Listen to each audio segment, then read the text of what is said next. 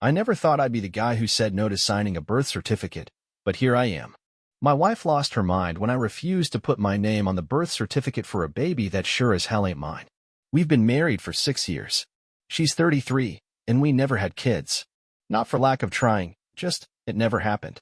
About 2 years back, she landed a new job. She did well for herself, climbing the ladder pretty fast. In the beginning, she complained about this one coworker, called him an arrogant jerk, said he rubbed her the wrong way. I remember thinking she hated the guy.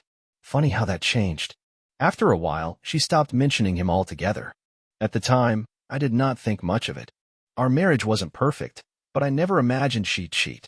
We got along okay for the most part, and I trusted her. Always did. Then, about a month ago, things started to feel off. She was glued to her phone, texting all the time and never letting it out of her sight. Suddenly, her evenings and weekends got real busy. She stopped being affectionate, barely even wanted to be near me, and started lying about little things that made no sense. The big red flag hit when she was packing for a work trip. She tossed in a swimsuit that was way more revealing than anything I'd ever seen her wear. I asked her about it, and she claimed she had bought it online by mistake, said it wasn't even appropriate for a business trip to Florida. But then, she packed it anyway. While she was gone, I decided I couldn't take it anymore. In all our years together, I'd never gone through her stuff, but I had reached my limit. The lies just kept stacking up. So, I looked in her work bag. Inside, I found a goofy sketch of her on hotel stationery, like a cartoon, and next to it, a sticky note with directions to some guy's house, written in her handwriting. It was that same coworker she used to complain about.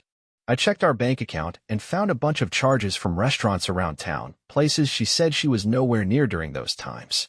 That is when I knew I had to dig deeper. I work as a private investigator, so I know how to track someone without breaking the law. Since the car is registered under my name, I put a legal GPS tracker in it. When she got back from the trip, she told me she was going to run some errands and grab coffee on a Sunday. But the GPS showed she never even got close to that coffee shop. She came home holding a Chipotle cup, though, so I knew she had lied again. Then came Tuesday. She said she had to work late and had a company dinner. GPS data showed she left the office at 3:20 in the afternoon and stayed at a restaurant until 9 that night. But the big blow-up came the following Saturday. We had planned to watch my niece's tennis match at 8 in the morning. She insisted on driving separate, said she had to head to a coffee shop afterward to get some work done. She even mentioned which place she planned to go, like she was trying to sell the story real hard. I told her, all right, have a good one, and went in my car. Meanwhile, I watched on GPS as she drove straight to a Comfort Inn motel. I followed, parked nearby, waited until I was sure she was inside and not just sitting in her car. Then I walked into the lobby and called her. I asked how the coffee shop was. She said it was nice and asked why I was asking. I just said, come downstairs. We need to talk. She came down looking like she had seen a ghost. First thing out of her mouth was, it's not what you think. She started saying the guy she was with needed to meet in hotels because he had been caught messing around before and could not be seen in public. She claimed nothing physical happened between them. That was when I told her to get out of my car. I drove off. She must have called me 50 times. I finally picked up and said, if you lie to me even once, I am hanging up. She admitted they kissed once, about 5 months ago. Said it was a mistake and meant nothing. Kept repeating they were just working. I asked her how many times she met him at hotels. She said around 10 times over the past 9 months.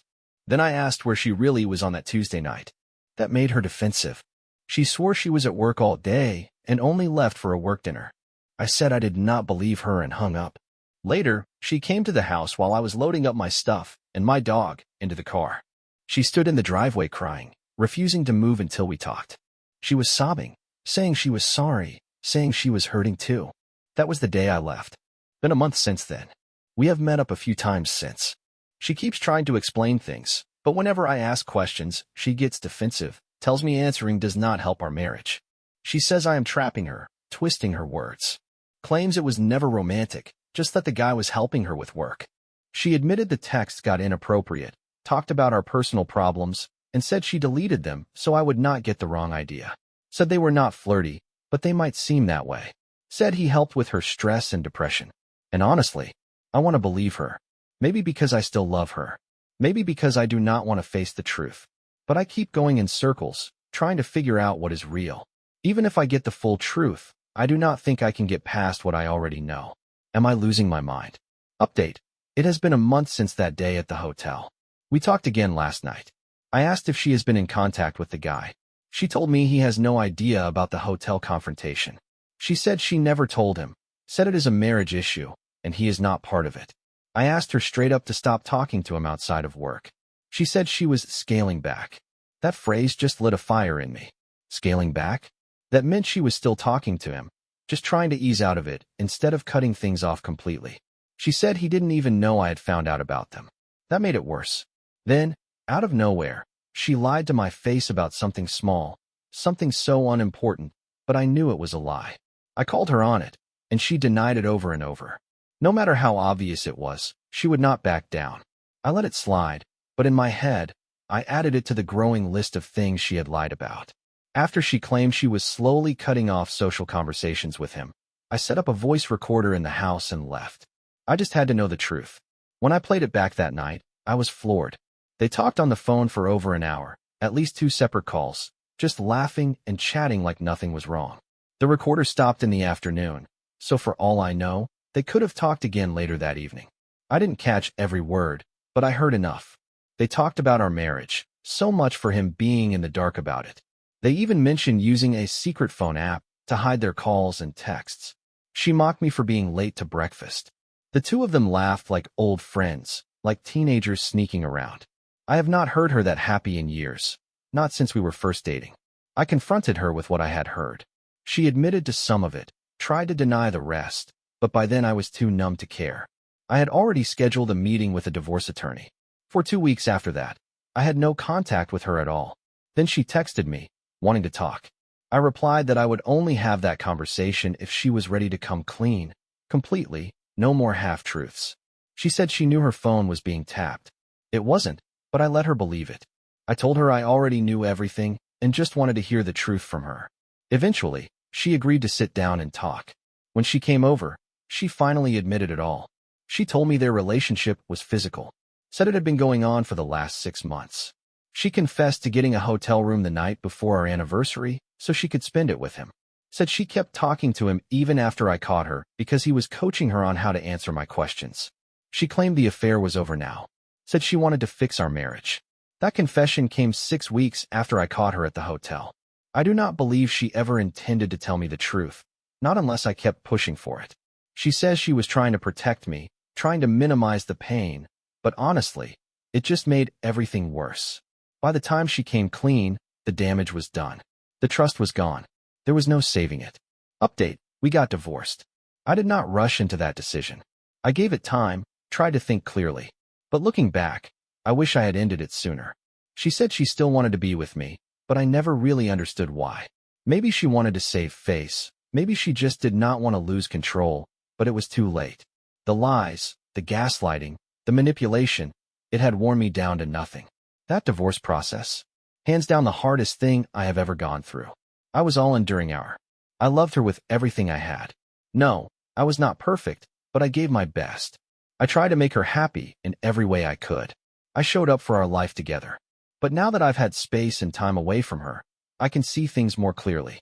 I was married to someone who drained the life out of me. Someone who always took and never gave back.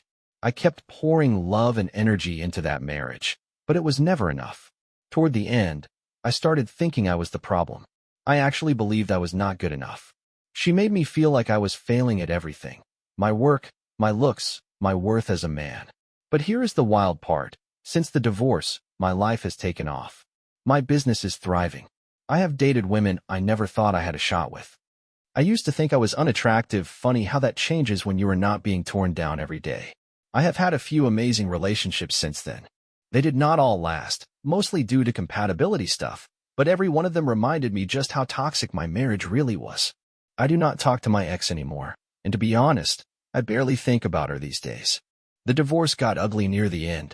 She complained that I was walking away with too much money, even though I took less than half just to keep things simple and avoid wrecking our businesses and retirement accounts. Imagine that. Cheat on someone, lie for months, and then get mad that they're not giving you more money. It was just another sign I had made the right call by walking away. I did lose a few friends along the way, but most folks stood by me. The ones who didn't? I was fine letting them go. The hardest part, honestly, was losing my in-laws. I had grown close to some of them and genuinely cared. I get why they sided with her. It was their daughter. I even sent a message to the wife of the man she cheated with. Told her the truth, laid it out plainly. Never heard back, but I respect that. At least she knows. If you're someone going through a situation like this, here is what I will say. You have to get some distance. You cannot think straight when you are still stuck in the middle of it. Get support. Talk to a therapist. Lean on your friends and family. And whatever you do, take care of yourself. Eat right, stay active, and do not let this thing define you. Limit your drinking. Stay off the drugs. I know it sounds like basic advice, but when you are in the middle of heartbreak and betrayal, those things can sneak in and ruin what is left of your peace. Lean on the people who love you, your friends, your family. Talk to someone who knows what they are doing, a counselor or therapist. Take care of yourself. Eat better. Get outside. Keep your body moving, even if it is just a walk around the block. Listen to what others say, but in the end, make your own choices. It is your life. Nobody else can live it for you. There were some incredibly dark moments after I found out about the affair. I would not wish that kind of pain on anyone. But oddly enough, once I started to climb out of that pit, I found myself in a better place than I had ever been before. These days, I wake up feeling a kind of happiness I never thought I would feel again. If you are going through something similar and need someone to talk to, someone who has walked through the fire, I am here. Feel free to reach out. All right, that is one story behind us. Now for another one, and this one hits even deeper. About a month ago, I found out that neither of my kids, yes, both, were biologically mine. My soon-to-be ex-wife had been lying to me for years, and it all came crashing down. I had my suspicions for a while, but I kept pushing them aside. I did not want to believe it. Let me take you back.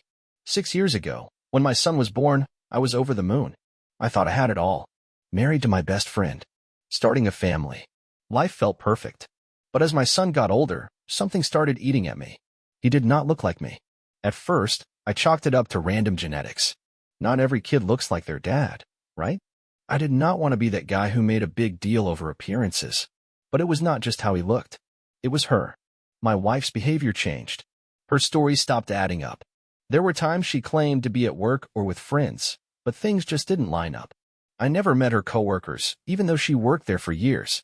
She kept me at arm's length when it came to that part of her life. And then there was that time a close friend of hers told me she had been flirting with her boyfriend. Still, I hung in there. I loved her.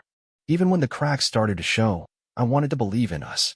Every time I caught her in a lie, she would double down, swear up and down she loved me and that I was being paranoid.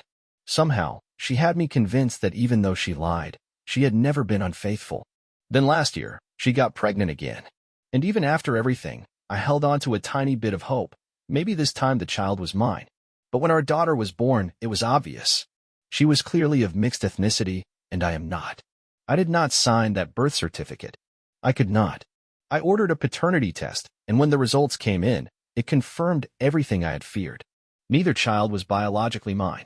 That same day, I filed for divorce. I packed up and walked away from the life I had built. It crushed me. I knew that leaving would hurt my son, who watched me go. I had been the only father he had ever known. I gave him everything I had, my heart, my time, my love. But now, when I see him, it is like a punch to the gut. I feel disgusted, not with him, but with everything. I am sick over what my wife did, sick over not trusting my instincts, and sick that 6 years of my life were built on lies. People have called me a monster for walking away. They say I abandoned my son. My ex has used him to manipulate me ever since. She has called me in the middle of the night, sobbing, saying he misses his dad. The day I moved out, she walked him into the room as I packed, like a prop in a play, just to guilt me. Online, offline, every time I talk about this, I get slammed. People think I am heartless. They say biology does not matter. That if I really loved him, I would have stayed. And you know what? I did love him.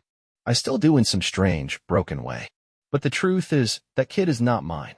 He never was. And staying would have destroyed me. I would have ended up resenting him, even though it is not his fault. I would have hated myself for not walking away when I knew I should. I needed to take my life back. I needed to stop pretending everything was okay when it wasn't. I know what I gave that boy. I was a good father while I was there. I gave him all the love I had in me. But he is not my child, and I am no longer responsible for the life that came out of my wife's betrayal. It might not mean much, but sharing this story has helped me understand a few things. I know people still have questions, so let me clear some of that up. First, yes, he knows. I told him the truth myself. I sat him down and explained, gently, that I am not his biological father, that his mother lied to me, that I loved him, and that none of this was his fault. I made sure he knew I still thought the world of him, and that he had done nothing wrong. Second, for those who say I must never have truly cared for him, you could not be more wrong. I was not looking for a way out. I was hoping, praying, that it would never come to this. It's tough trying to put real emotions into words on a screen, especially when you're filled with this heavy mix of anger and betrayal towards someone who once meant the world to you. You are free to think whatever you want about me. I know some folks will judge, and that is okay. Just so we are clear on a few things, I have a lawyer handling my case, and thankfully, I will not be on the hook for child support or alimony. For those saying I should stay in that boy's life and continue playing the father role, look, I understand where you are coming from, but that's not something I can realistically do anymore. I do not hold any resentment toward the boy himself. None of this is his fault. He is just a kid, and he is caught in the middle of something terrible, something caused by the lies of his mother. She used me, strung me along, and then pulled him into her web of deception too. When I look at him now, I do not see a child I raised. I see the fallout of 6 years of manipulation, 6 years of doubts, of feeling like something was off, 6 years of pouring my heart into a life that turned out to be built on lies. That is the reality I am stuck with. As much as I want to detach the hurt from him, I cannot. And I will not pretend otherwise just to make things seem okay. Some people online have accused me of making all this up. They say the legal stuff I've mentioned does not check out, or that it is impossible to walk away from a child like that. Well, I am not going to tell you where I live, but I am going through the legal process of disestablishing paternity. That is a real thing. It is messy and complicated, but I am doing it. So to all the internet lawyers out there, I see you, but I am handling it. Edit. One last thing before I move on from this post. I want to say thank you to everyone who left kind words in the comments, who messaged me, who just listened. I cannot tell you what that meant to me. These past few weeks have been some of the darkest days of my life. But today, for the first time in a long while, I felt a little lighter. That's because of you. Some folks criticized the way I spoke about my ex-wife. Said the words I used were inappropriate or degrading. You know what? They're probably right. I was angry when I wrote all this. I still am. I have nothing but rage for what she did to me, how she wrecked my life and turned it upside down. Was my language harsh? Yes. Do I regret writing it? No. This post was never meant to paint women in a bad light. I do not hate women. I do not think all women are liars or cheaters. I know plenty who are wonderful, kind, and loving. This post was just me venting, letting it all out. An unfiltered release from a man who got blindsided by betrayal and is still learning how to process that kind of pain. This place gave me room to speak freely, to share my story without judgment. And that, in itself, helped more than I expected. All right, enough of that. Let's move on to the third story. We first met back when we were both 22, fresh out of college. At first, we were just friends. Nothing serious. But then we both ended up working in the same city, and I decided to ask her out. We dated for about 9 months. Back then, I really believed she might be the one. I was head over heels. But out of nowhere, she pulled back. Got distant, stopped texting like she used to, didn't want to hang out as much. Eventually, she told me she did not want anything serious. She was thinking about going to the United States for her master's degree, and I guess I just did not fit into that plan. I, on the other hand, was ready for something more. I wanted a committed relationship. She saw that as needy and made me feel like I should just be thankful to even be with her. She had been super popular in college, very attractive, and she knew it. Meanwhile, I was working on myself, trying to build confidence and grow into the kind of man I wanted to be. We kept in touch over the years because we had mutual friends. From what I saw between the ages of 22 and 28, she dated a bunch of different guys. At some point, around 28 or 29, I heard her parents were trying to set her up through arranged marriage, but nothing ever came of it. Then, out of the blue, she reached out to me. One thing led to another, and we started dating again. Right at the beginning, she asked me where I stood, if I was serious this time. I told her the truth. I said I do not date casually. I date with intent. But I also told her I was not in a rush to get married. I said if she felt pressure from her family or needed to move fast, then maybe I was not the right guy for her. I was honest from day one. We dated for 6 months, and honestly, those were some of the best months of my life. We had a great connection, our physical relationship was amazing, and she was incredibly sweet and supportive. Eventually, she brought up marriage again, and I told her I still was not ready. I had seen too many friends rush into marriage and end up divorced. I did not want to go down that road. I wanted to be sure, really sure, before taking that step. She accused me of misleading her about my intentions, but I showed her the messages where I was clear. I wanted something serious, but I was not rushing into marriage. That did not seem to matter to her. She argued that since we had known each other for years and been dating for over a year altogether, she was ready to settle down, and I should be too. After that talk, things changed. She grew distant again. I would send her sweet goodnight messages, but she would often ignore them or respond hours later without much warmth. She barely made time to see me. A full month went by like that. Then one day, she hit me with an ultimatum, either marry her or walk away. She told me she could easily find another guy, and that I was lucky to have her. That one really stung. It brought back feelings I had buried, old insecurities and emotional bruises from the past. Now, I am not the kind of guy who brags, but I do think I have grown into someone decent. I have worked on myself, built confidence, and I know I bring a lot to the table. I cared deeply for her, but I told her plain and simple, I was not going to be pressured into something as serious as marriage. So we called it quits. A month later, she started texting again. Slowly, we drifted back together. That was 3 months ago, and since then, she has gone back to being her sweet, affectionate self.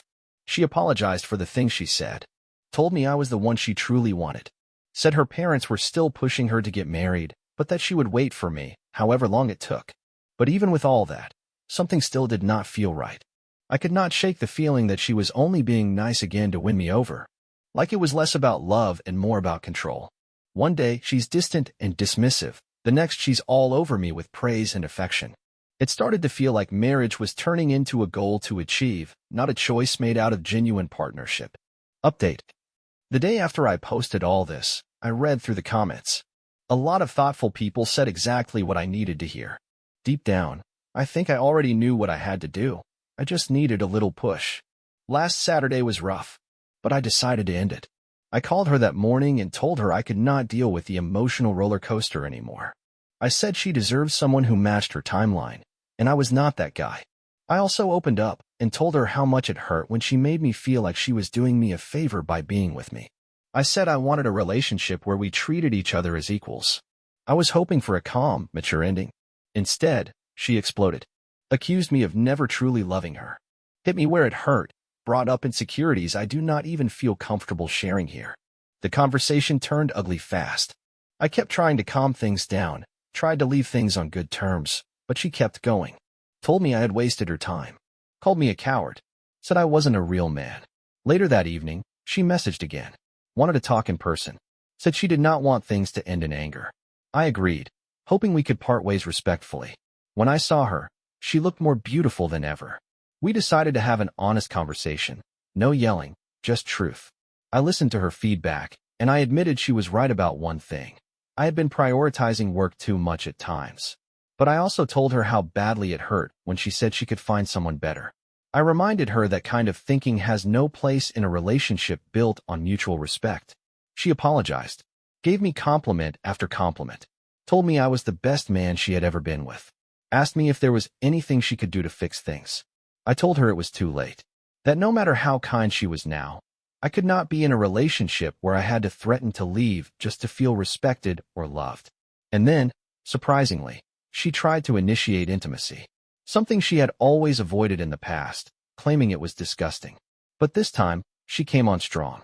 We were intimate that night, and truthfully, it was better than anything before. Afterward, she asked me to sleep on the decision and let her know the next day if I truly wanted to end it. She promised she would do whatever it took to make things right. But I stood firm. I told her this pattern, sweet 1 minute, cold the next, withholding affection, then using it as a tool, was toxic. I needed more. I needed stability, respect, and love that did not have strings attached. I said it was over. She broke down crying, told me she had always believed I was the one.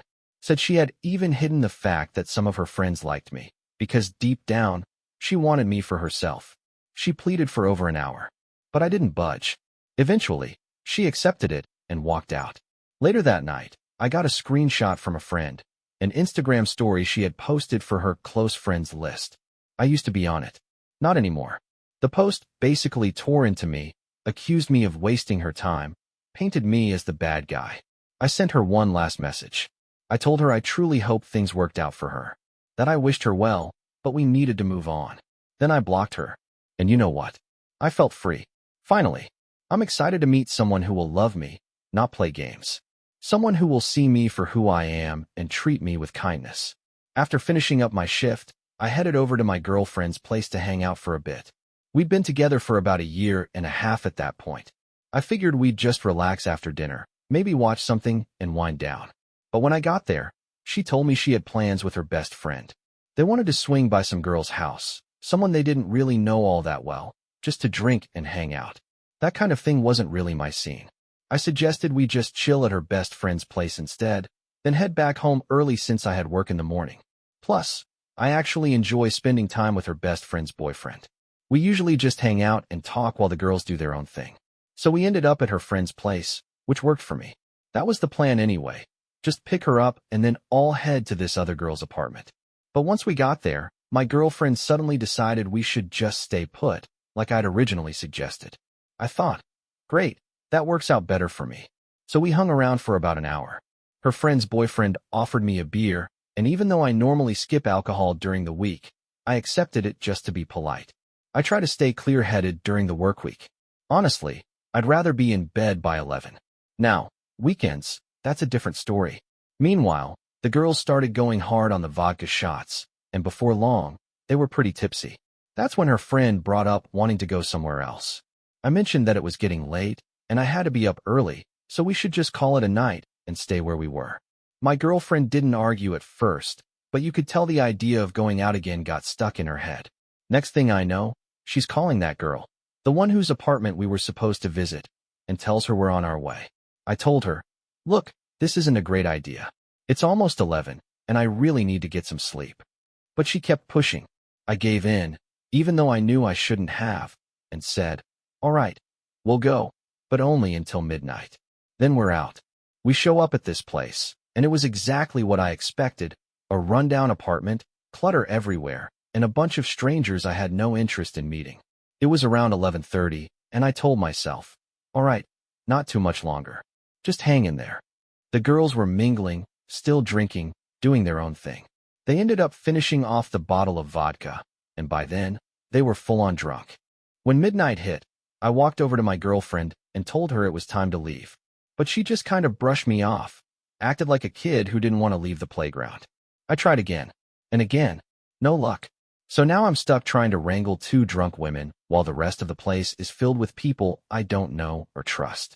That's when things started to get weird. Somehow, and I still don't know how exactly it started, my girlfriend, her best friend, and two other girls all disappeared into the bedroom and shut the door. I overheard bits and pieces. Someone mentioned something about a foursome. I stood there in the living room, surrounded by a few guys, all of us kind of looking at each other like, what the hell is going on back there?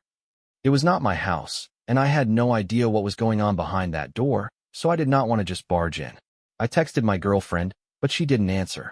A few minutes passed. I could hear them talking inside, so I figured maybe nothing too crazy was going on yet. Then one of the girls stepped out. I figured that was my chance, so I went to the door, opened it, and found my girlfriend in bed, under the covers, doing something I never expected to see. Her best friend was under the blanket with her, and, well, it was clear what was happening. I froze. Shock hit me like a brick wall. I stepped in and said something like, "Are you serious right now? That's disgusting." They stopped immediately, obviously caught off guard. I told my girlfriend I was leaving, grabbed my shoes, and stood there unsure of what to do next. I was angry, confused, embarrassed, just a mess of emotions. After a minute or two, I decided, fine, I'll make sure these drunk fools get home safe. So I went back, told them to get their stuff together, and we left. Her friend mumbled some apology, but I had no words. I dropped her off first, then took my girlfriend home. Once we got inside, I tried to talk to her, even though she was clearly out of it. She was too drunk to have any kind of real conversation. Still, she seemed to realize she had messed up. At first, she tried to justify it by saying I don't give her enough attention or that I do not do some particular thing she likes. We went back and forth for a while. I think I made my point, then we just went to bed. The next morning, I sat her down and told her how I felt. She said she and her friend thought it would not be a big deal because they were both girls. She even claimed it was her friend's idea, and she just kind of went along with it, not knowing how to react. But I told her straight, I still see it as cheating. Maybe I would have felt worse if it had been another guy, but it still crossed a line. A big one. She started to feel guilty after that. Later that day, after we both got home from work, things felt off. She was acting different, like she did not know how to face me. I did not know how to deal with it either. I just kept thinking, if I had not walked in when I did, I might never have known. I told her, look, I get that you maybe thought it was okay because it was with another girl, but I'm not okay with it. Not even close. I made it clear, if something like that ever happens again, we're done. Now, I do not know. Maybe I am being too forgiving. Maybe I should have just walked away right then. But it is hard. It really is.